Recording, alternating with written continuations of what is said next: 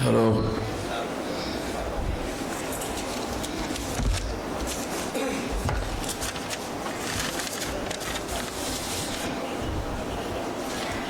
साथियों, Buddhist international network के द्वारा ये कोंकण विभाग स्तरीय कार्यक्रम का आयोजन किया गया है और चर्चा करने के लिए तमाम विषय रखे गए हैं।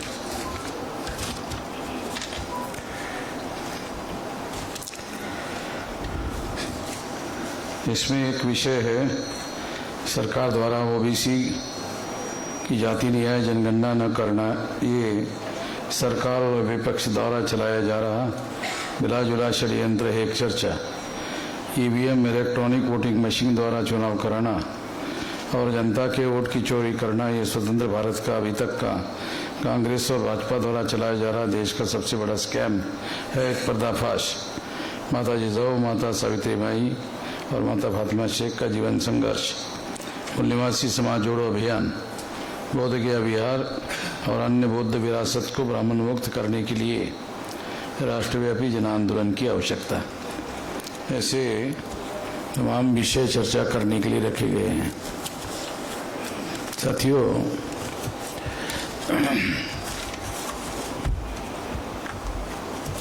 चूँकि ये बुद्धिस्ट इंटरनेशनल नेटवर्क नाम के संगठन का कार्यक्रम है, तो इस संबंध में थोड़ा बताया जाना जरूरी है। तो इस संबंध में कुछ जानकारी मैं आप लोगों को बताना चाहता हूँ। बामसेफ बनाने के लिए बहुत लंबा समय लगा। आप लोगों को पता है, मेरी उम्र 19 साल की थी तब से मैं ये काम कर रहा हूँ और अभी 67 साल 68 मेरी उम्र रनिंग चल रही है, तो 48-49 साल हो रहे हैं लगातार मैं इस काम में लगा हुआ हूँ। और इसके बावजूद भी अभी आप देख रहे होंगे कि मैं नागपुर में कार्यक्रम करके वहाँ से यहाँ आपके पास आया हूँ। समय पर पहुँचना था तो बहुत सारे संकट आते हैं, उसमें फ्लाइट टाइम, हम लोगों को जल्दी पहुंचना है तो फ्लाइट से आना था, फ्लाइट फिर लेट हो गई, तो लैंडिंग होने के बाद भी लेट हो गई। मतलब समय बढ़ाने का काम ही बढ़ता रहा, मगर साथियों ने जल्दी पिकअप करके जल्दी यहाँ लेके आए, तो मैं इस तरह से भागते दौड़ते आप लोगों के बीच में यहाँ आया हूँ। साथियों, तो बामसेफ का नेटवर्क जो है आज के तारीख में 769 जिले हैं टोटल भारत में, 36 स्टेट हैं। 36 में जो जिले हैं वो 769 जिले हैं। उसमें से हमारा जो संगठन का नेटवर्क है वो 32 राज्यों में है। 32 राज्यों के 625 जिलों में हमारा संगठन का नेटवर्क फैला हुआ है और बहुत लंबा समय लगाकर इतना सारा संगठन, इतना बड़ा संगठन, इतना विशाल संगठन बनाया गया है। एक तरफ बांग्लादेश का जो भौगोलिक एरिया है और दूसरी तरफ ब्रह्मदेश का एरिया अगर छोड़ा जाए, उसके आसपास 4 स्टेट है। वो 4 स्टेट अगर छोड़ दिए जाए तो सारे देश भर में अभी हमारा संगठन है और संगठन का जाल फैला हुआ है।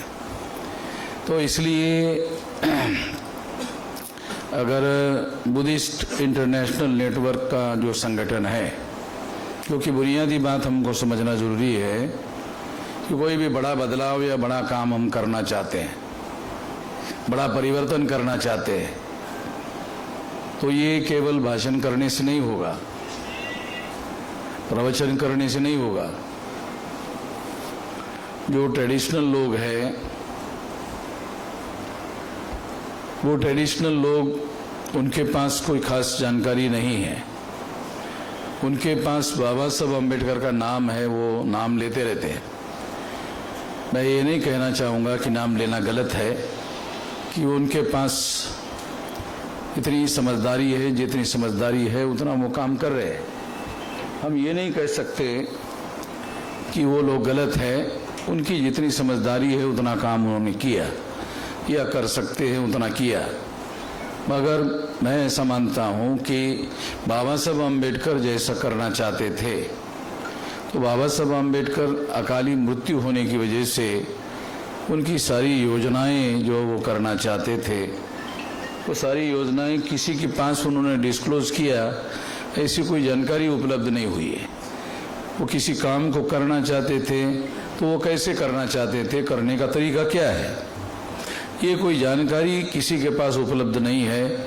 और किसी आदमी ने ऐसा कोई अनुभव, ऐसी कोई जानकारी लिख कर रखने का काम उन्होंने किया है, ऐसा उपलब्ध सोर्स अभी तक उपलब्ध नहीं हुआ है। इसलिए हम लोग अपने तजर्बे के अनुसार, जैसा अभी मेरे पास 68 साल मेरी उम्र हुई है और 50 साल का लगभग संगठन संचालन करने का, बनाने का तजर्बा है, उसके आधार पर मैं आप लोगों को ये बात कह सकता हूँ कि यदि कोई बड़ा बदलाव आप करना चाहते हैं तो बड़ा बदलाव संगठित शक्ति के बगैर नहीं हो सकता। अगर आप बड़ा बदलाव करना चाहते हैं, मान लो बुद्धिज्म के संबंध में बाबा साहब अम्बेडकर जो करना चाहते थे, अगर वो काम करना चाहते हैं तो वो काम करने के लिए संगठित शक्ति होना जरूरी है। अगर संगठित शक्ति नहीं है तो प्रवचन होते रहेंगे, बातें होती रहेगी।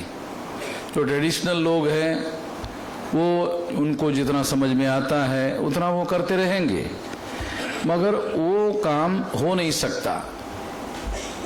बाबा साहब अम्बेडकर ने बुद्धिज्म को एक्सेप्ट क्यों किया, इसको समझने की जरूरत है। इसको सही संदर्भ में, सही कॉन्टेक्स्ट में समझना जरूरी है। वो सही संदर्भ क्या है? तो बुद्ध के ही प्रवचन से हमें ये बात पता चलती है। वो बात ये है जिसमें वो कहते हैं, चरत भिक्खवे चारिकं बहुजन हिताय बहुजन सुखाय। तो इसका मतलब ये है कि जो बुद्ध का धम्म है, का मतलब मार्ग है, रास्ता है, तरीका है, या विचारधारा है, या उनका कार्यक्रम है, वो बहुजनों का कल्याण और बहुजनों का हित देखने वाला है। इसके लिए उन्होंने वो चलाया, बहुजन लोगों का। ये कोई मैं काल्पनिक बात नहीं बता रहा हूं, क्योंकि उनके प्रवचन में है, चरत, ये पाली भाषा में है, चरत भिक्खवे चारिकं बहुजन हिताय बहुजन सुखाय। तो इसका अर्थ ये है कि बहुजन हिताय और बहुजन सुखाय के लिए बुद्धिज्म की विचारधारा है। अब आज के स्थिति में ये काम कैसे होगा? वो तो उन्होंने बहुजन हिताय बहुजन सुखाय का काम बताया, इस काम के लिए वो काम कर रहे थे। तो आज के तारीख में ब्राह्मणिकल सोशल ऑर्डर के आधार पर हम देखते हैं कि शेड्यूल कास्ट, शेड्यूल ट्राइब और बैकवर्ड क्लासेस के जो लोग हैं वो 6,743 जातियों के टुकड़ों में बांटे गए हैं। और इनकी संख्या, जिसे हम 85% कहते रहे हैं, अगर ये 15% हम लोग मानकर चलते हैं, 15% माइनस करके अगर हम देखें तो ये लगभग जो है 70% लोग हैं। और 140 करोड़ में अगर 70% ये लोग हैं तो इसके हिसाब से हम लोगों को बात समझ में आती है कि इतने करोड़, 100 करोड़ से ज्यादा लोग हैं। ये जो SC, ST, OBC के लोग हैं और जो माइनॉरिटी भारत में दिखाई देती है वो भी SC, ST, OBC से कन्वर्टेड है। धर्म परिवर्तित है। इसमें सबसे बड़ी माइनॉरिटी जो है मुस्लिम, ये मुस्लिम माइनॉरिटी भी SC ST OBC से कन्वर्टेड है। ब्राह्मण लोग प्रचार करते हैं विदेश से आए हैं, मुसलमानों के बारे में प्रचार करते हैं कि मुसलमान विदेश से आए हैं। अगर आप मुसलमानों का केयरफुल स्टडी करें, और केयरफुल स्टडी बहुत सारे लोगों के द्वारा किया गया है, तो पता चलता है कि वो SC ST OBC के लोगों की तरह ही बैकवर्ड है।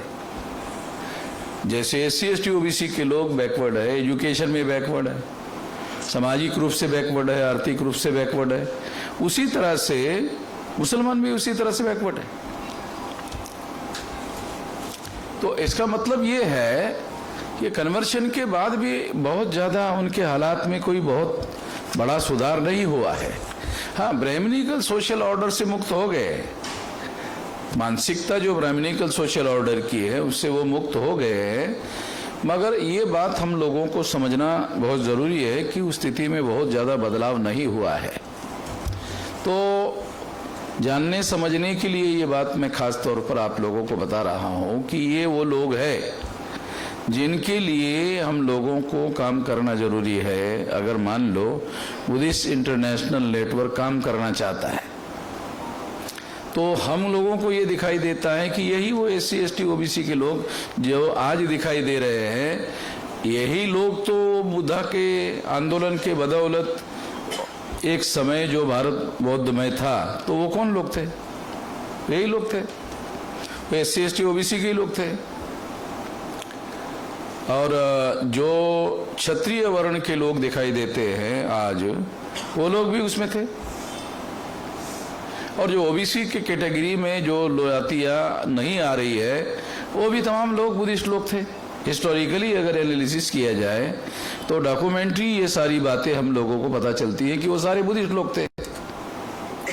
तो काउंटर रेवोल्यूशन की वजह से पुष्यमित्र शुंग के द्वारा जो काउंटर रेवोल्यूशन हुआ, और पुष्यमित्र शुंग के द्वारा सम्राट बृहदत्त मौर्य की हत्या की गई।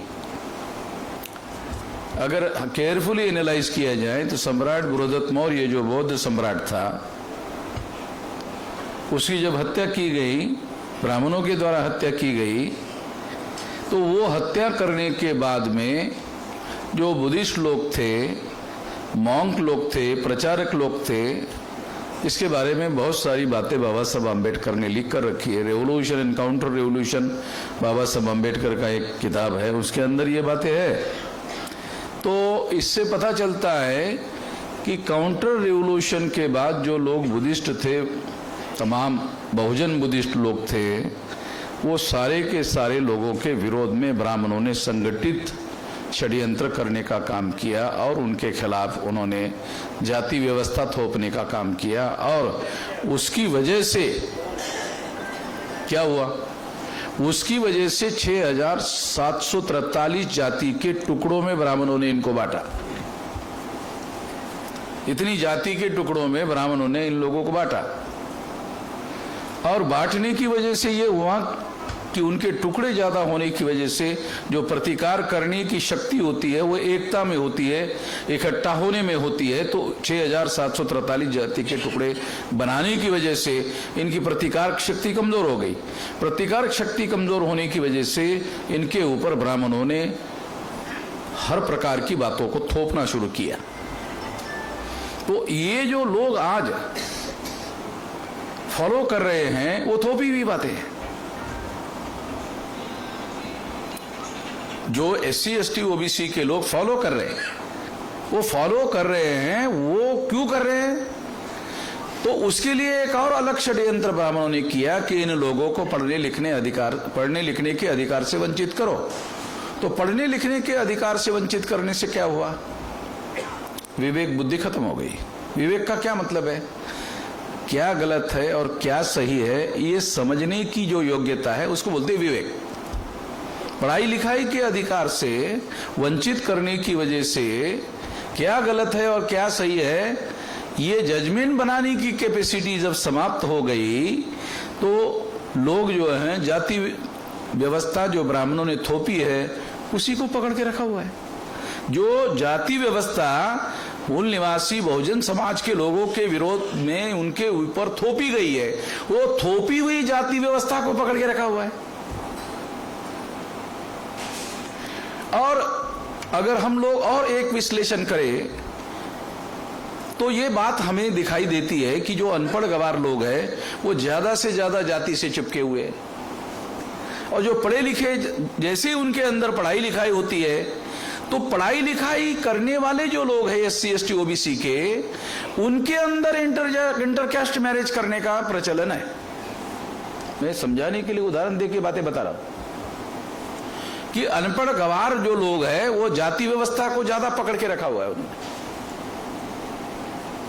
और जैसे ही लोग पढ़े लिखे हो जाते हैं तो पढ़े लिखे होने वाले जो लोग हैं वो इंटरकास्ट मैरिज कर रहे हैं। यानी इसका मतलब है जैसे ही उनका विवेक जागृत हो जाता है, विवेक का मतलब है क्या गलत है और क्या सही है, जैसे ही उनको समझ में आता है कि ये जाति अंतर्गत विवाह करना जाति को बनाए रखने का षड्यंत्र है, ये बात जैसे ही उनको समझ में आती है, उसको तोड़ने के लिए वो इंटरकास्ट मैरिज करना शुरू कर देते हैं। तो इसका मतलब यह है कि पढ़ने लिखने के अधिकार से वंचित करने का एक हथियार डेवलप किया गया और इससे उन लोगों को वंचित कर दिया गया। इस वजह से क्या हुआ कि इन लोगों ने शुरुआती काल में इनके ऊपर जो चीज थोपी हुई है, दीर्घ काल में जब ये अनपढ़ गवार बना के रखे गए तो इन्होंने ही जाति को बनाए और बचाए रखने का काम किया। आज भी जाति को बनाए और बचाए रखने का काम अनपढ़ गवार खुद ही कर रहे हैं। और पढ़ाई लिखाई की जिन लोगों ने हायर एजुकेशन लिया, उनमें भी जाति का नोशन है, मगर उनमें चाहे 1% क्यों ना हो, उनके अंदर ऐसी भावना है कि ये तोड़ना चाहिए। पढ़ने लिखने से आ गया, पढ़ने लिखने से आ गए, ये समझाने के लिए उदाहरण दे रहा हूं। विवेक बुद्धि का विकास होने की वजह से ऐसा हुआ। क्या गलत है क्या सही है ये समझने की योग्यता निर्माण करने की वजह से ऐसा हुआ।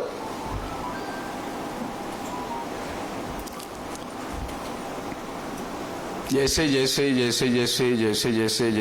ये पढ़ाई भारत में जैसे पढ़ाई बढ़ जाएगी, जैसे पढ़ाई बढ़ती रहेगी SC ST OBC के अंदर, वैसे वो अपने इतिहास के बारे में अपने आप को सवाल पूछना शुरू करेंगे कि मेरा इतिहास क्या है, मैं पहले कौन था, आज मैं कौन हूं और मैं पहले कौन था। ये ढूंढना शुरू करेगा वो ये ढूंढना शुरू करते ही तो सारा डॉक्यूमेंट अवेलेबल है कि जो मूल निवासी बहुजन समाज के लोग 6743 जाति के टुकड़ों में बटे हुए हैं, ये ब्राह्मणों ने उनको बांटा, ये बुद्धिज्म को खत्म करने के लिए किया हुआ षड्यंत्र था। दूसरा बहुत भयंकर काम ब्राह्मणों ने किया, हिस्टोरिकल बातें हैं ये। दूसरा भयंकर काम ब्राह्मणों ने किया, इतना सारा करने के बाद भी जिन बुद्धिस्ट लोगों ने ब्राह्मणों की बातों को मानने से इनकार किया, ऐसा इतना भयंकर षड्यंत्र ब्राह्मणों ने बुद्धिस्ट लोगों के खिलाफ में किया, इसके बावजूद भी कुछ लोगों ने ब्राह्मणों की बातों को मानने से इनकार कर दिया। जब बुद्धिस्ट लोगों ने ब्राह्मणों की बातों को इतना भयंकर करने के बाद भी मानने से इनकार कर दिया, तो उन समस्त लोगों को, जो राजा लोग थे और ब्राह्मण जिनका समर्थन करते थे, और उस राज्य व्यवस्था का और ब्राह्मणों ने धर्म व्यवस्था का मिलाप करके उनको धर्म बहिष्कृत करके अछूत बना दिया। बाबा साहब अम्बेडकर ने अनटचेबल नाम का जो ग्रंथ लिखा, आप में से कुछ लोगों ने पढ़ा होगा, कुछ लोगों ने नहीं पढ़ा होगा, उनको पढ़ना चाहिए। और जिन्होंने पढ़ा होगा उनको ये बात जो मैं अभी बता रहा हूं पता नहीं समझ में आई या नहीं आई। बाबा साहब अम्बेडकर कहते हैं कि ये जो अनटचेबल किताब उन्होंने लिखा है, उसमें उन्होंने ये बताया कि ये अनटचेबल लोग सारे के सारे बुद्धिस्ट लोग थे। ये बात समझाने के लिए उन्होंने अनटचेबल ग्रंथ लिखा। मैंने किसी भिक्षु के प्रवचन में ये बात नहीं सुना जो बाबा साहब अम्बेडकर ने बाकायदा बताया हुआ है। मैं इसके लिए भिक्षुओं को दोष नहीं देता हूं, क्योंकि संगठित रणनीति बनाकर कोई काम किया जाना ये बहुत ज़्यादा सूझवान लोगों का काम है, बहुत ज़्यादा सूझबूझ का काम है। ये काम बाबा साहब अम्बेडकर के अकाली मृत्यु की वजह से हो नहीं पाया और उनके जाने के बाद कोई उसको नेतृत्व देकर करने का जो काम होना चाहिए था वो काम नहीं हुआ। इस वजह से ये समस्या हुई। तो इसलिए अभी उसका इलाज है, अभी उसका इलाज है। अभी हमारे पास में 625 जिलों में संगठन है, 32 राज्यों के 625 जिलों में संगठन है। तो ये संगठन तो हम सबका है, SC ST OBC माइनॉरिटी लोगों का संगठन है, पढ़े लिखे लोगों का संगठन है। तो ये जो संगठन है, ये संगठन के मदद से 625 जिलों में बुद्धिस्ट इंटरनेशनल नेटवर्क का काम खड़ा किया जा सकता है। अभी मैं नागपुर में यह बात बताया कि 3 महीने में एक स्टेट में एक आदमी संगठन बनाना कितना मुश्किल काम है। मैंने संगठन बनाया और पूरी जिंदगी लगाया, 68 साल मेरा हो रहा है। 58 साल में आदमी रिटायर हो जाता है और 60 साल में लोग बोलते हैं रिटायर्ड ही नहीं, अभी ये टायर्ड भी हो गया है। तो मैं खुद ये बात जानता हूं, मेरी सारी जिंदगी इस काम में लग गई। संगठित शक्ति निर्माण करने के लिए मेरी सारी जिंदगी इस काम में लग गई।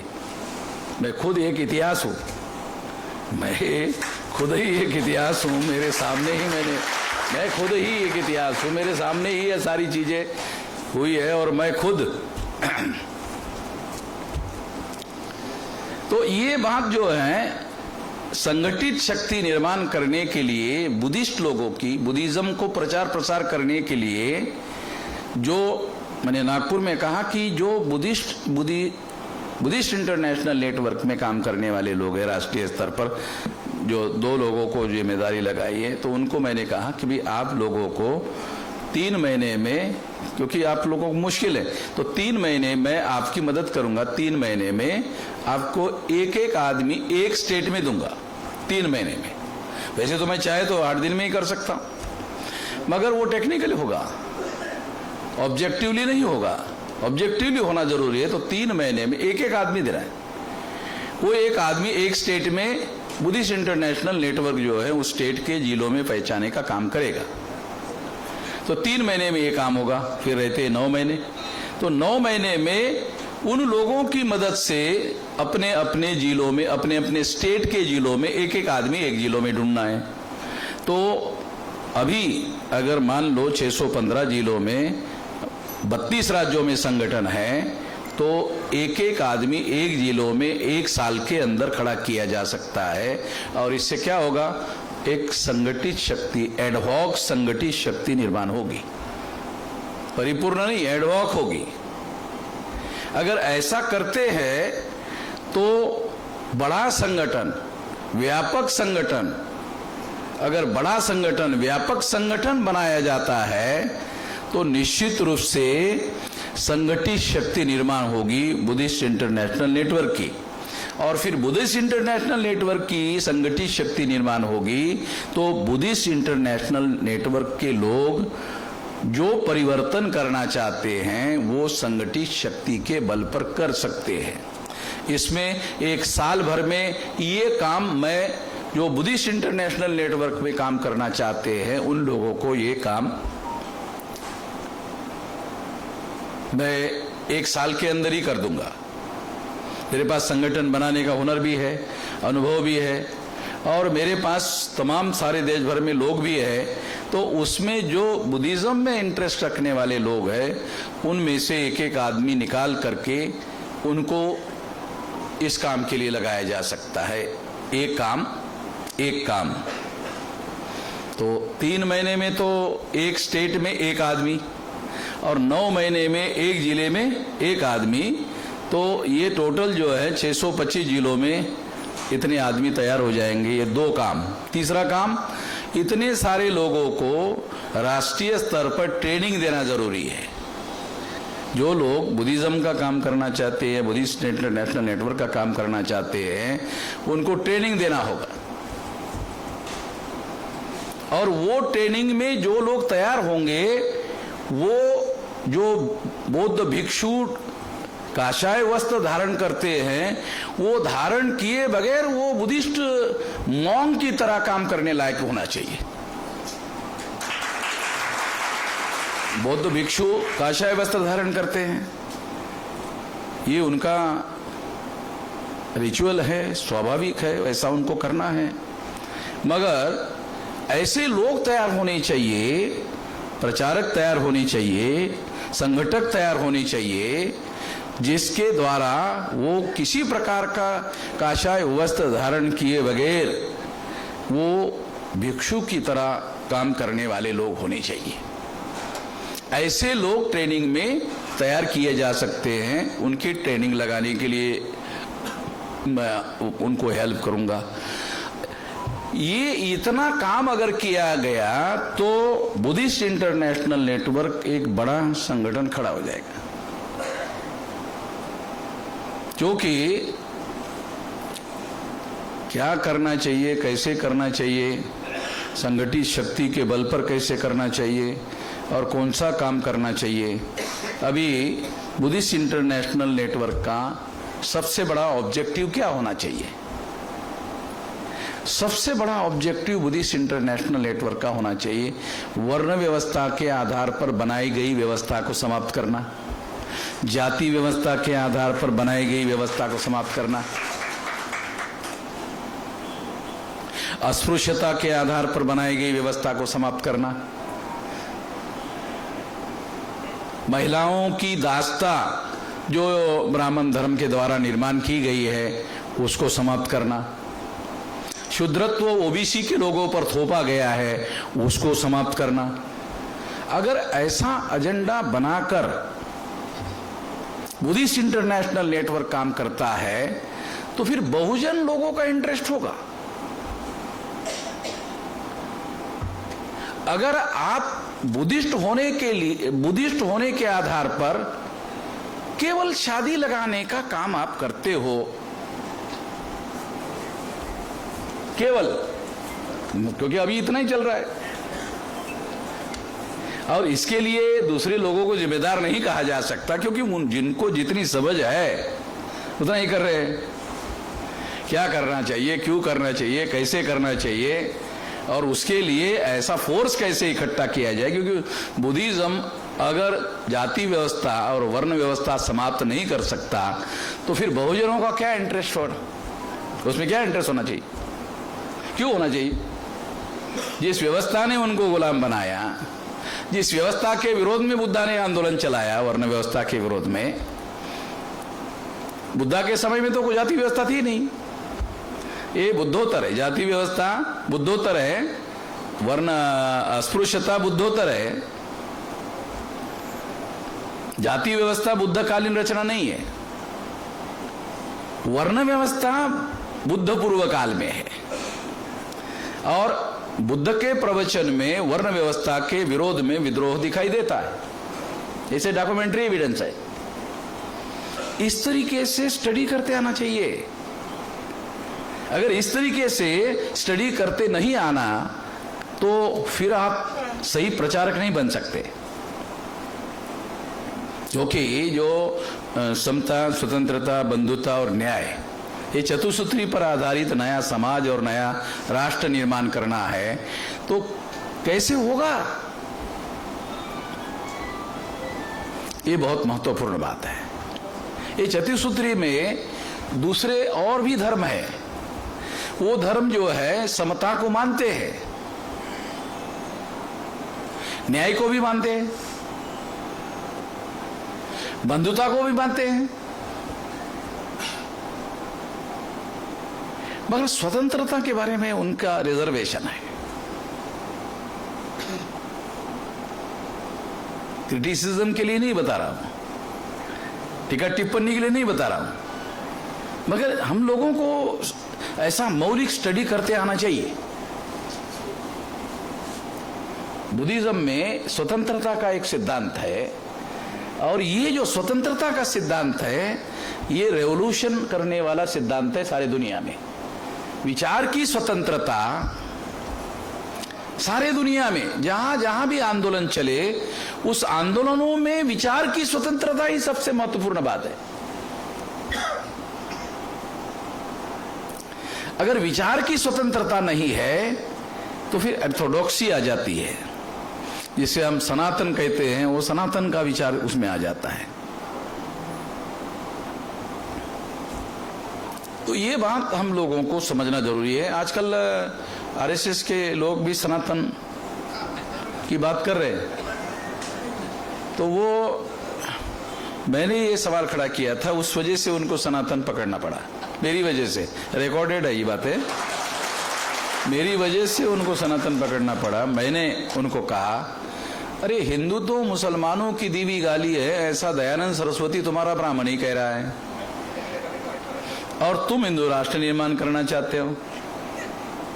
तुमने कहा हुआ है कि हिंदू राष्ट्र निर्माण करेंगे, और तुम्हारा ही दयानंद सरस्वती कहता है कि हिंदू मुसलमानों की दी हुई गाली है, तो क्या हिंदू राष्ट्र के नाम पर तुम गाली राष्ट्र बनाना चाहते हो? ये बातें जब मैंने उठाई तब उनको लगा कि ये तो इनकार नहीं कर सकते, डॉक्यूमेंट्री एविडेंस है, दयानंद सरस्वती ने कहा है, अब क्या करें। ये भवन मिश्राम ने जो मामला उठाया, अब इसका कोई जवाब तो नहीं दे सकते, क्योंकि उनके ही जिनको वो पुरखा मानते हैं, जिसकी 200 सालाना जयंती प्रधानमंत्री नरेंद्र मोदी ने गुजरात का दयानंद सरस्वती की मनाई, तो वो इनकार कैसे करें? तो इनकार नहीं कर पाए, तो उन्होंने अपने अंदर दूसरा बदलाव करने की कोशिश की, दावपेच की दृष्टि से बदलाव करने की कोशिश की। तो उन्होंने क्या किया, उन्होंने हिंदू शब्द का अपने धर्म के साथ स्वीकार करना का मामला जो है वो बंद कर दिया, और इसके जगह सनातन शब्द स्वीकार किया। सनातन शब्द संस्कृत भाषा का नहीं है, सनातन शब्द पाली भाषा का है। सनातन शब्द जो है वो संस्कृत भाषा का नहीं है, सनातन शब्द जो है पाली भाषा का है, और वो है बुद्ध का वचन है, वो एस धम्मो सनातनो, यह धर्म सनातन है, ऐसा बुद्धा ने प्रवचन में कहा है। एस धम्मो सनातनो पाली में है, इसका अर्थ है यह धर्म सनातन है। कौन सा धर्म सनातन है? सारे के सारे इंसान जन्मता बराबर है, और ये जब से धरती बनी तब से है, शुरू से है, प्रारंभ से है, इसलिए सनातन शब्द उसके साथ जोड़ा गया, शुरू से है। तो ब्राह्मण लोग शुरू से है ही नहीं भारत में, वो विदेशी है, तो ये भी नहीं कह सकते कि शुरू से यहां हम रहने वाले हैं, इसलिए शुरू से रहने की बात भी नहीं कह सकते।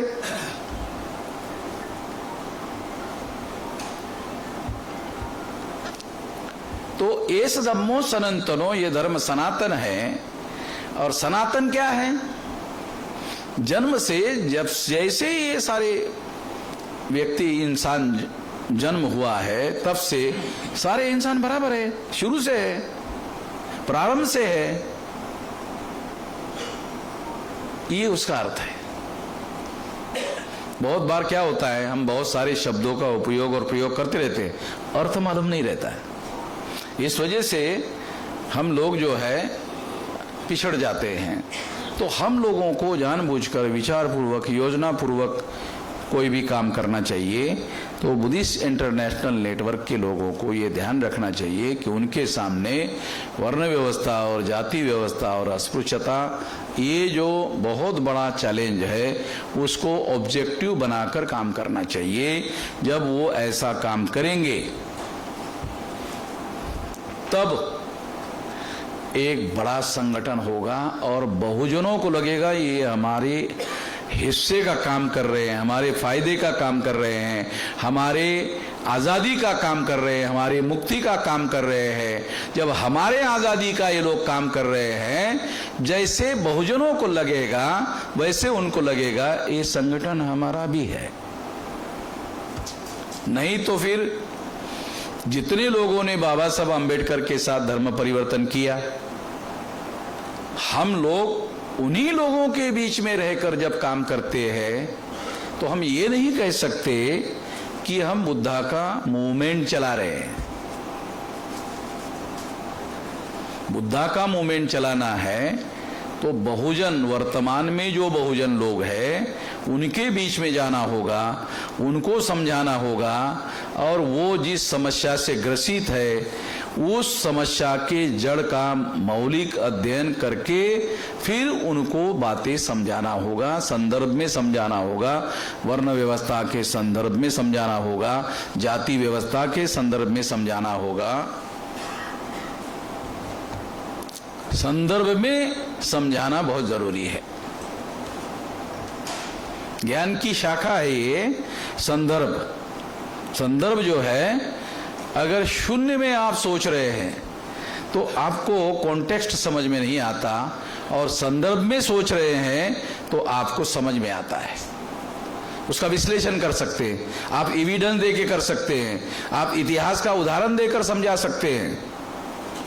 तो बुद्ध ने ऐसा क्यों किया, ये स्टैंड क्यों लिया? तो पूर्व में, बुद्ध के पूर्व में ऐसा ऐसा हो रहा था, इसलिए इसके विरोध में बुद्ध ने ऐसा स्टैंड लिया। कॉन्टेक्स्ट है, संदर्भ है। इस तरह का स्टडी होना जरूरी है, और इस तरह का स्टडी अगर हम करके ये काम करते हैं तो मैं ऐसा मानता हूं कि निश्चित रूप से बुद्धिस्ट इंटरनेशनल नेटवर्क प्रासंगिक संगठन होगा। रिलेवेंट, अंग्रेजी में उसको कहते हैं रिलेवेंट संगठन होगा। उसकी रिलेवेंसी होगी, उसकी प्रासंगिकता होगी, नहीं तो आउटडेटेड हो जाएगा। केवल मात्र यदि शादी लगाने के लिए उसका उपयोग करेंगे, वंदना करने के हद तक लिमिटेड करेंगे, ये सारी बातें जरूरी है। ये जो साधारण लोग हैं, उस साधारण लोगों के लिए जरूरी है, बुद्ध विहार जरूरी है। ये कहना गलत होगा कि बुद्ध विहार जरूरी नहीं है। ये तो गलत बात है कि नहीं, इसकी जरूरत नहीं है, इसकी जरूरत है, मगर यही सब कुछ नहीं है। ऑब्जेक्टिव के लाइट में इसको समझना होगा। ऑब्जेक्टिव के लाइट में उस विहार में कौन से किस्म के लोग जो है ये हो रहे हैं, उसके तरफ तमाम बहुजन जो है आकर्षित क्यों नहीं हो रहे हैं, ये कमियां हैं, खामियां हैं, कमजोरियां हैं, ये सब ढूंढना होगा और ये काम करना होगा। इसका ट्रेनिंग देना होगा। SC ST OBC के तमाम जो लोग हैं जो इसमें इंटरेस्टेड है, उन लोगों को इसका ट्रेनिंग देना होगा। और ये तो उन लोगों का, बहुजनों की विरासत है। ये जो जाति के लोगों ने धर्म परिवर्तन किया उनकी विरासत नहीं है, ये भी किसी ने बताया नहीं। ये बहुजनों की विरासत है, और जाति व्यवस्था की वजह से उनके अंदर एक जाति ने धर्म परिवर्तन किया, और जाति के बारे में उनके मन में जो पूर्वाग्रह है, वही पूर्वाग्रह कन्वर्ट होने वाले लोगों के बारे में है। इतना महान विचार जो है वो पूर्वाग्रह का शिकार है। तो हम लोगों को ये बारीकियां समझना होगा। अगर ये बारीकियां हमको समझ में नहीं आती है तो ये काम करने वाले लोग जो है वो ठीक से काम नहीं कर पाएंगे। बहुत सारी बातें, सारी की सारी बातें तो ट्रेनिंग में काम करने वाले जो लोग हैं उन लोगों को समझाई जाएगी, तो ट्रेंड किया जाएगा, समझाया जाएगा। तो ट्रेंड होकर के जो कार्यकर्ता तैयार होगा वो इक्विवेलेंट टू भिक्षु होगा, केवल उसका काशाय वस्त्र नहीं होगा, उस तरह के से वो काम करने वाला आदमी होगा। तो निश्चित रूप से मैं ऐसा मानता हूँ बुद्धिस्ट इंटरनेशनल नेटवर्क एक बड़ा संगठन होगा। इस मकसद को पूरा करने के लिए, चूंकि ये 10 बजे तक कार्यक्रम हमको चलाना था, 10:15 बज गए। मैंने काफ़ी कुछ बातें आप लोगों को बताई, और बहुत ज़्यादा बातें आगे और भी करने की बहुत सारी बातें हैं, मगर सारी की सारी बातें अगर मान लो आज मैं बता दूंगा तो बदहजमी होने का भी खतरा है, क्योंकि सारी की सारी बातें एक ही दिन में बताने से तो कुछ होगा नहीं। जैसे जैसे ये इसका नेटवर्किंग बढ़ेगा वैसे वैसे इस बात को जानना और समझना ज़्यादा प्रासंगिक होगा। जैसे जैसे ये संगठन के लेवल पर आगे आगे बढ़ेगा, वैसे उसके बढ़ने के साथ साथ उसके विचारधारा का विकास भी उसके साथ साथ होगा, तो ये ज़्यादा प्रासंगिक होगा और ये काम हम करेंगे। इसके लिए इसी के हम एक्सपर्ट है और ये एक्सपर्टाइज हमारे पास है। इसमें ये बुद्धिस्ट इंटरनेशनल नेटवर्क के लोगों को ये काम करने के लिए निश्चित रूप से हम लोग मदद करेंगे। और तमाम दूसरे लोग जो समता को मानते हैं, न्याय को मानते हैं, बंधुता को मानते हैं, दूसरे धर्म के लोग, उनके साथ भी हम लोगों की मतलब बंधुभाव का रिलेशन होना चाहिए। बंधुभाव का क्या मतलब है? बंधुभाव का क्या मतलब है? बंधुता का मतलब ये है कि तुम जिस विचारधारा को मानते हो, उस विचारधारा को जो मानने वाले नहीं है, उसके साथ भी बंधुता का व्यवहार होना चाहिए। बंधुता का ये जो तुम्हारे धर्म के नहीं है,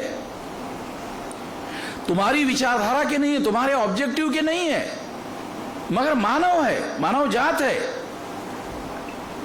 उन लोगों के प्रति तुम लोगों का व्यवहार अगर बंधुता का नहीं है, तो फिर बुद्धा ने ये समता का शुद्ध तत्व होने के बाद भी कि सबके साथ समता का व्यवहार होना चाहिए, ये तत्व रखने के बाद भी बंधुता का के लिए रखा। समता का तत्व रखने के बाद भी फिर बंधुता का के लिए रखा। जो आपके धर्म के नहीं है, जो आपके जाति के नहीं है, जो आपके समाज के नहीं है, उनके साथ भी आपका व्यवहार होना। मानव तो है ना।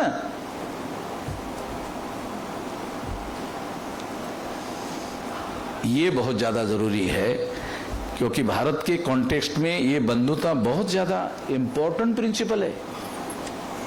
इसको हम लोगों को अपने जीवन में, अगर कोई बुद्धिस्ट होकर बंधुता का व्यवहार दूसरे लोगों के प्रति नहीं करता है, तो मैं ऐसा मानता हूं कि वो बुद्धिस्ट होने के अंदर, उसके अंदर कुछ कमियां है, कोई खामियां है। ये बात समझना जरूरी है। साथियों, मैं अपनी बात को विराम देने के पहले आखिरी बात कहकर अपनी बात समाप्त करना चाहता हूं कि बुद्धिस्ट इंटरनेशनल नेटवर्क जब तक संगठित शक्ति निर्माण करके बड़ा काम अगर उनको करना है, बड़ा बदलाव अगर उनको करना है, तो प्राथमिकता काम करो, तमाम प्रकार के काम करो,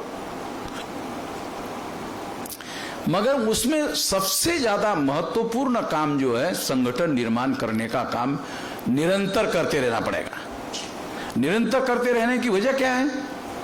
जो सीनियर होते हैं वो बुजुर्ग हो जाते हैं, इस वजह से कर नहीं पाते, इसलिए नए लोगों की भर्ती होना जरूरी है। जो सीनियर है, बुजुर्ग होने के बाद कुछ दिन के बाद में वो उनका मृत्यु हो जाता है, इस वजह से भी नए लोगों की भर्ती होना जरूरी है। नए और नौजवान लोगों को इस तरह के विचारों का प्रशिक्षण लगातार होते रहना चाहिए, ताकि उसमें भर्ती हो और नए लोग जो है उस आंदोलन में आगे बढ़ाने के लिए सामने आ जाए, नेतृत्व करने के लिए सामने आ जाए। तो ये काम निरंतर होते रहना चाहिए। आपके पास संगठन होने के बाद भी ये काम निरंतर होते रहना चाहिए, क्योंकि प्लेसमेंट और रिप्लेसमेंट निरंतर होते रहता है। ये करते रहने की जरूरत है और इसलिए ये काम होते रहना चाहिए।